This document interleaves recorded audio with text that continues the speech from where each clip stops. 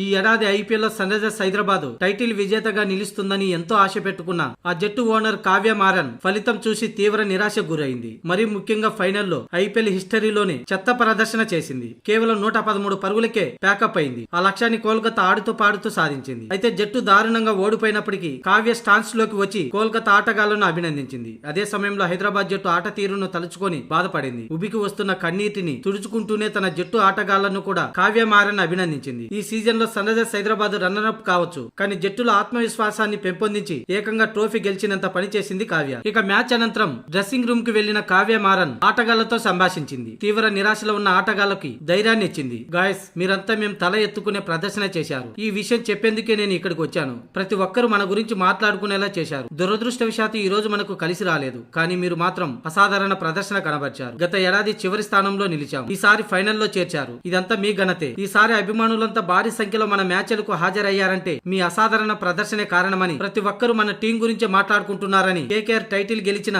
ఈ సీజన్ లో మీరు అద్భుత పోరాటం చేశారు. ఇప్పుడు అందరూ మన టీం గురించి చర్చించుకుంటున్నారు. ఫైనల్లో ఓడినా కూడా మనం. ఇక మీరు బాధపడకండి. ఇది ఇతర గేమ్స్ లో మామూలు మ్యాచ్ కాదు. లీగ్స్ లోని ఇతర జట్లు కూడా మన టీం ను గమనించాయి. T20లో ఎలా ఆడాలో మనం గర్వపడేలా ఇన్నింగ్స్ ఆడాం అంటూ థ్యాంక్స్, త్వరలోనే మళ్ళీ కలుస్తానంటూ కావ్య మారన్ చెప్పుకొచ్చింది. కావ్య మారన్ మాట్లాడిన ఈ వీడియో సోషల్ మీడియాలో వైరల్ అవుతుంది.